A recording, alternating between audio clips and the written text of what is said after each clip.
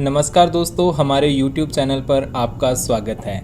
आज हम आपके लिए लेकर आए हैं डोडरा क्वार सीरीज़, जिसमें हम चंडीगढ़ से शुरू करके सोलन, शिमला, कोटखाई, जुब्बल व रोहड़ू होते हुए डोडरा क्वार तक जाएंगे।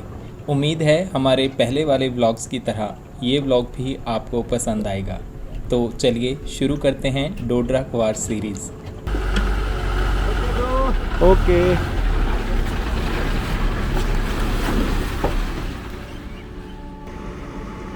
ये इस सीरीज़ का फर्स्ट पार्ट है, जिसमें हम चंडीगढ़ से रोहड़ू की जर्नी कवर करेंगे।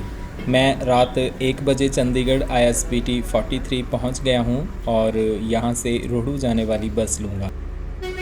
दिल्ली रोहड़ू और हरिद्वार रोहड़ू ऑर्डिनरी बसेस यहां से चली गई हैं और मैं वॉल्वो में जाऊंगा। वॉल्वो बस दिल्ली से 9 बजे चलती है और करीब 2 बजे तक यहां पहुंच जाएगी।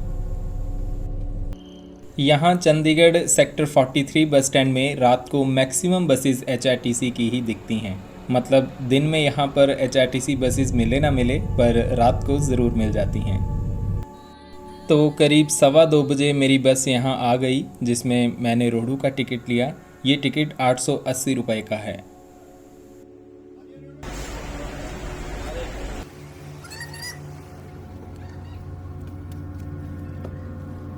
बस में पीछे कुछ सीट्स खाली थी और मुझे यहाँ विंडो सीट मिल गई।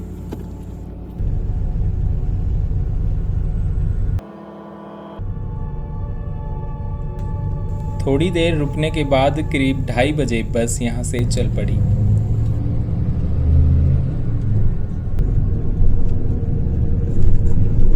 रात में ट्रैफिक कम होता है और काफ़ी सारी ट्रैफिक लाइट्स भी ऑफ रहती हैं, इसीलिए चंडीगढ़ और पंचकुला से निकलने में ज़्यादा टाइम नहीं लगा।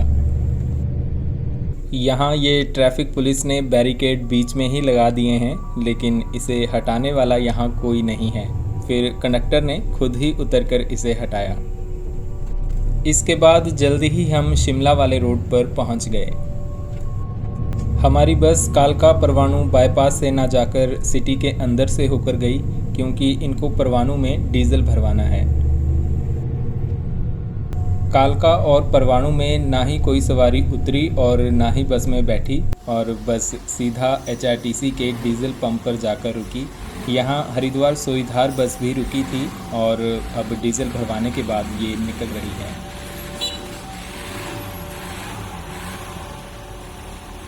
हमारी बस ने यहाँ पर 200 लीटर डीजल डलवाया। परवाणू हिमाचल प्रदेश का प्रवेश द्वार है और HRTC के इस पंप पर इस तरफ आने वाली मैक्सिमम बसेस डीजल डलवा लेती हैं। इससे शिमला या फिर आगे के डिपोट्स में डीजल ले जाने का कैरियज कॉस्ट बच जाता है। तो इसके बाद बस आगे चल पड़ी।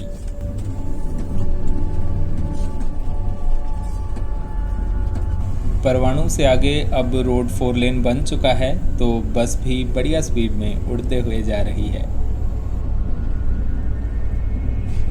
यहाँ सनवारा में अब टोल प्लाज़ा भी शुरू हो गया है।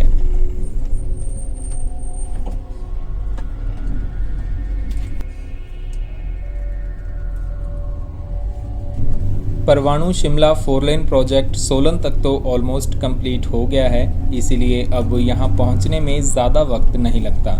ये रोड काफ़ी सीनिक भी है, तो दिन में ड्राइव में भी काफ़ी मज़ा आता है।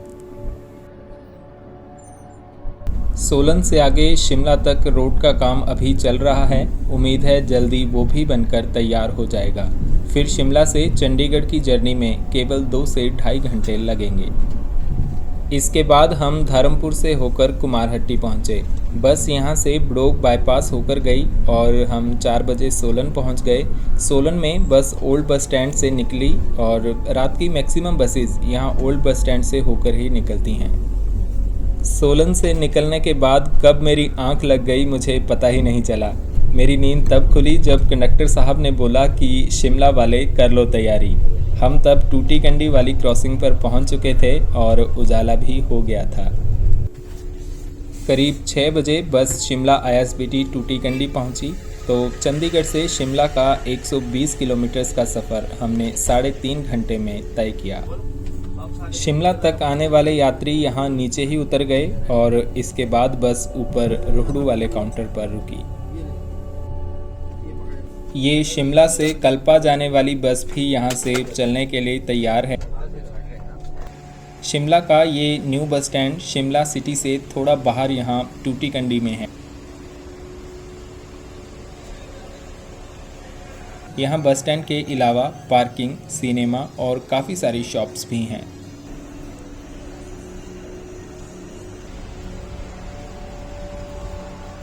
शिमला में बस के ड्राइवर और कंडक्टर दोनों ही चेंज हो जाते हैं। मैक्सिमम पैसेंजर्स यहाँ शिमला तक के ही थे और यहाँ से आगे जाने वाले बस 7-8 लोग ही हैं। शिमला से और 4-5 सवारियाँ चढ़ी हैं। ये दिल्ली रोहड़ू वॉल्वो अभी कुछ समय पहले ही शुरू हुई है तो ऑक्यूपेंसी थोड़ी कम ही है। ठीक 6:30 बजे बस शिमला से रोहड़ू के लिए निकल पड़ी। ये उत्तराखंड ट्रांसपोर्ट की शिमला रुपेड़िया बस भी यहाँ से निकल रही है। ये रूट यूटीसी के सबसे लंबे रूट्स में से एक है और इसके पीछे पीछे हम भी निकल गए।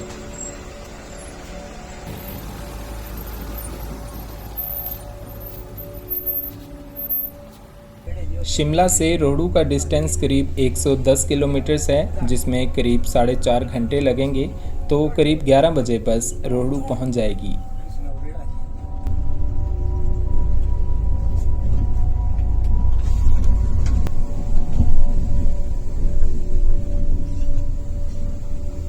विक्ट्री टनल से निकलकर हम शिमला शहर के दूसरे तरफ पहुंच गए। यहाँ रोड्स तंग हैं लेकिन सुबह ट्रैफिक ज़्यादा नहीं होता, इसीलिए आराम से निकल गए। वरना दिन या फिर शाम में तो यहाँ से वॉल्वो बस निकालना बहुत मुश्किल होगा।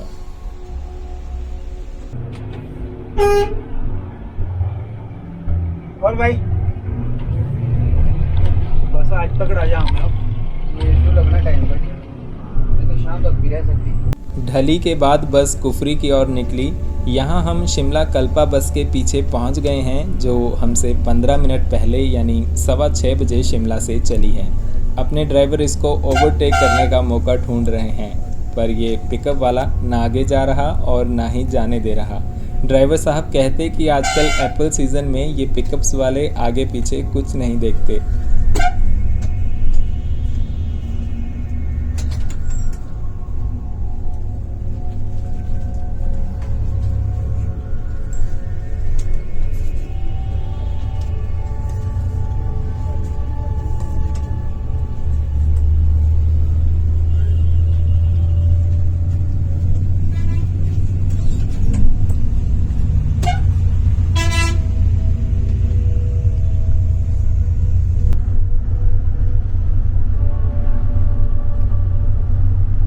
आजकल इधर एप्पल सीज़न चल रहा है तो पिकअप्स बहुत दिखाई दे रही हैं। नारकंडा, कोटगढ़, कोटखाई और रोहड़ू एरियाज तो एप्पल्स का हब हैं।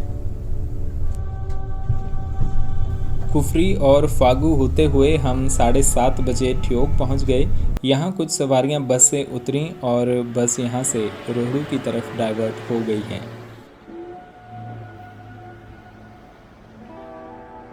ये सीधा रोड यानी NH-05 रामपुर और किन्नौर के लिए जाता है, जबकि हमें NH-705 पर हाटकोटी और रोहड़ू की तरफ जाना है। ठियोग से चलने के बाद बस नीचे छैला की तरफ उतराई उतरती है। बस में किसी लेडी पैसेंजर को टॉयलेट जाना था तो उन्होंने ड्राइवर से कहा कि कोई जगह देखकर रोक लेना। ड्राइवर ने थोड़ा आगे चलकर एक पेट्रोल पंप पर बस रोक दी।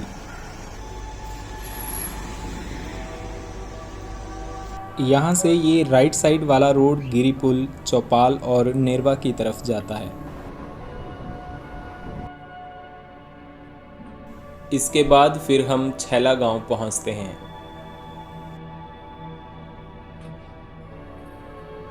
इसके बाद थोड़ा आगे चलकर बस गुम्मा के पास एक होटल पर रुकती है।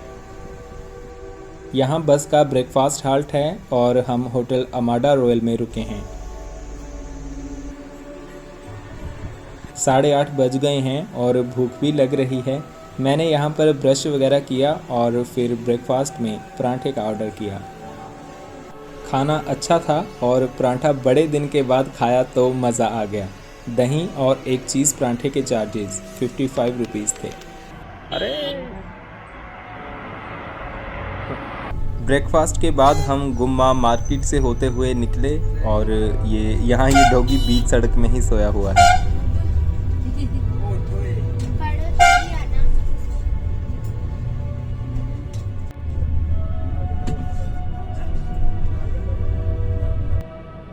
वैसे तो रोहड़ू तक प्रॉपर डबल लेन रोड है, पर ये एक दो तंग पुल बीच में आते हैं। इनकी जगह नए पुलों का निर्माण कार्य चला हुआ है।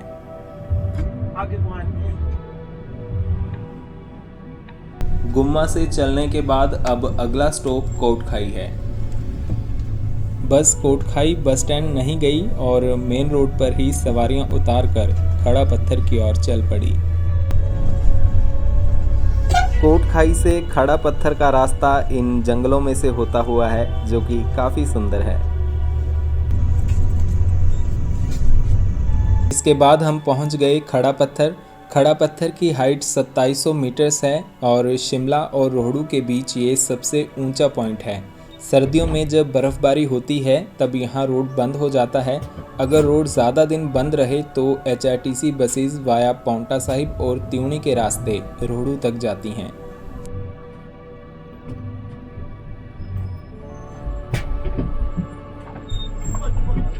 किराया ज़्यादा है इसका।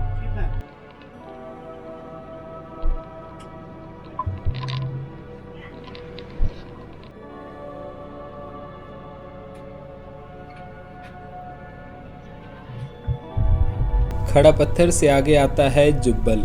ये बस जुब्बल में भी बस स्टैंड के अंदर नहीं गई। एक्चुअली वॉल्वो बस को तंग सड़कों पर ले जाने का मतलब है ट्रैफिक जैम। इससे खुद बस वाले भी परेशान होते हैं और बाकी लोग भी। जुब्बल बस स्टैंड यहाँ मेन रोड से 2-3 किलोमीटर दूर है। जुब्बल से अब 15-20 मिनट्स के बाद ही हम नीचे हाटकोटी पहुँच जाएंगे। ये नीचे पब्बर नदी दिखाई देने लगी है, मतलब हम हाटकोटी पहुंचने ही वाले हैं। पब्बर नदी टॉन्स नदी की ट्रिब्यूटरी है, जो कि आगे यमुना नदी में जाकर मिलती है। हाटकोटी में NH 707 और 705 का जंक्शन है। NH 705 यहाँ पर ख़त्म हो गया है और इसके बाद आगे NH 707 त्यूणी, रोनहाट और पाउंटा साहिब की तरफ जाता है, जबकि हमें लेफ़्ट लेकर रोहड़ू की तरफ मुड़ना है। हाटकोटी वाले रोहड़ू यहाँ से अब करीब 10 किलोमीटर बचा है।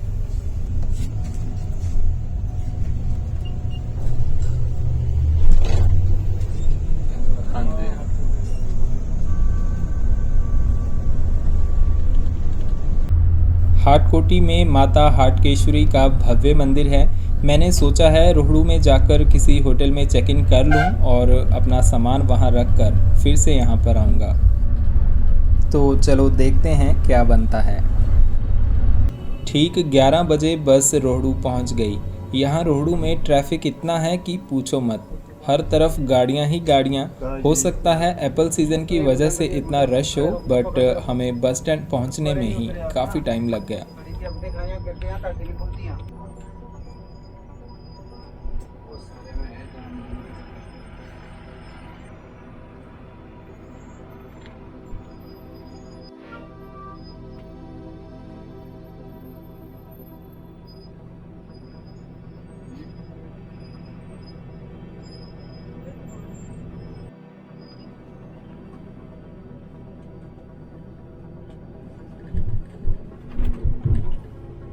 ये रोहड़ू का न्यू बस स्टैंड है, जो काफ़ी स्पेशियस है। यहाँ काफ़ी सारी बसेस की खुली डुली पार्किंग है और काउंटर्स भी इनफ हैं।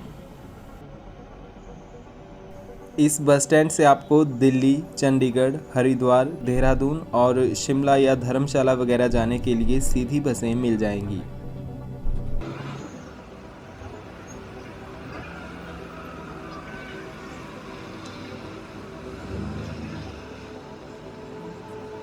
अब मैं देख रहा हूँ कि कहाँ रुका जाए।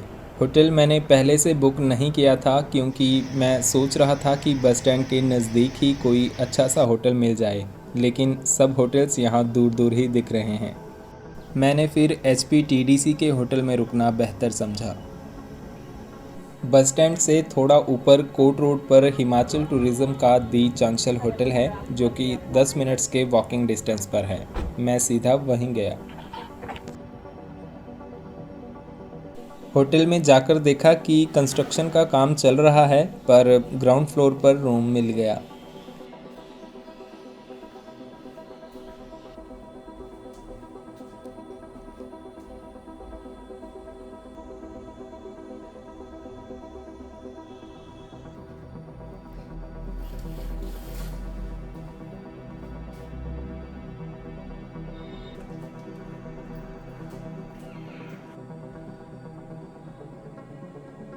चेक इन करने के बाद मैं फ़्रेश हुआ और उसके बाद एक लेमन टी पी।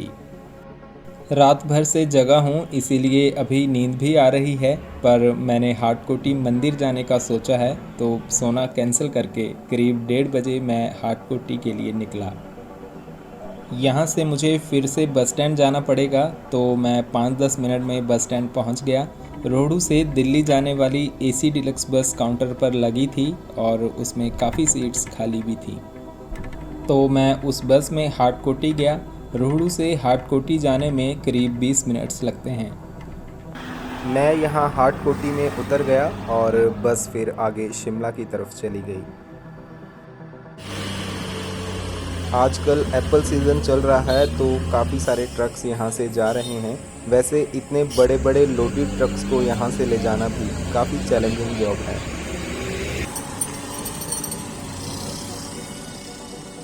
हाटकोटी पहुंचकर मैं हाटकेश्वरी मंदिर की तरफ चला। हाटकोटी मेन स्क्वायर से मंदिर करीब 1 किलोमीटर दूर है, तो मैं पैदल ही चल पड़ा।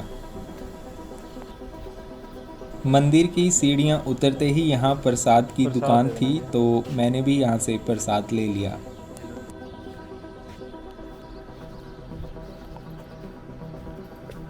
हाटकोटी मंदिर परिसर में हाटकेश्वरी माता के साथ साथ शिवजी का मंदिर भी प्रमुख है।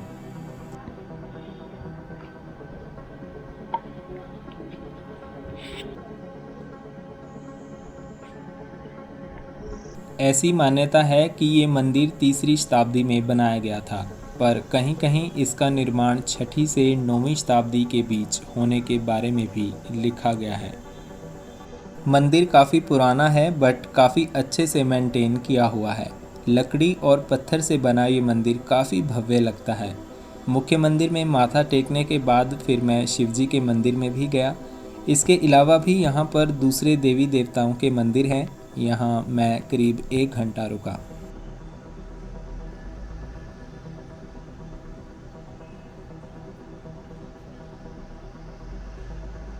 इसके बाद मैं फिर से हाटकोटी मेन चौक पर आ गया और कुछ देर वेट किया, पर कोई बस नहीं आई, तो उसके बाद मैं कैब पकड़कर रोहड़ू आ गया। यहाँ एक ACC पार्क है, जहाँ शाम को कुछ लोग टहलने आए हैं। मैं भी कुछ देर यहाँ इस पार्क में बैठा।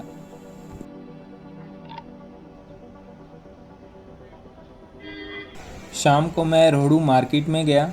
यहाँ रोहड़ू में हर तरफ धूल ही धूल है। सोचा था कि बाहर कुछ चटपटा सा स्ट्रीट फूड खाऊंगा, मगर इस धूल मिट्टी में तो नहीं खा सकते।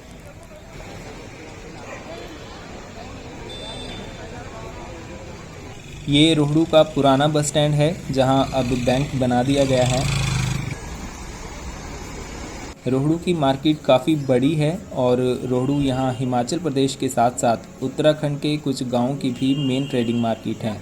यहाँ लगभग हर टाइप का सामान मिल जाता है। मार्केट में कुछ होटल्स, बार्स और रेस्टोरेंट्स भी हैं। अंधेरा होने ही वाला है और अब मैं वापस अपने होटल जा रहा हूँ। कल डोडरा क्वार निकलना है, तो वहाँ जाने के लिए कैश चाहिए, क्योंकि ना तो वहाँ इंटरनेट होगा और ना ही ATM। इसीलिए मैंने यहीं ATM से कैश निकाल कर रख लिया। होटल आने के बाद मैं नहाया और फिर अपने होटल के ही बार में आकर बैठा। कल रात सोया नहीं हूँ और आज का दिन भी यूं ही निकल गया, तो अब थोड़ा खा पीकर आराम से सो जाऊँगा। साथ ही मैंने खाना भी मंगवा लिया। खाना टेस्टी था और भूख भी काफ़ी लगी थी, तो खाने में मज़ा आ गया। यहाँ तक मेरा टोटल खर्च 2700 रुपये हुआ। गुड मॉर्निंग जी। इसके बाद मैं अपने रूम में आ गया और बिस्तर पर पड़ते ही नींद आ गई। कल की डोडरा की यात्रा हम इस सीरीज़ के अगले पार्ट में शेयर करेंगे। आपको हमारा ये पार्ट कैसा लगा हमें कमेंट्स में ज़रूर बताएं और वीडियो को लाइक और शेयर भी करें। मिलते हैं आपसे अगले पार्ट में। धन्यवाद।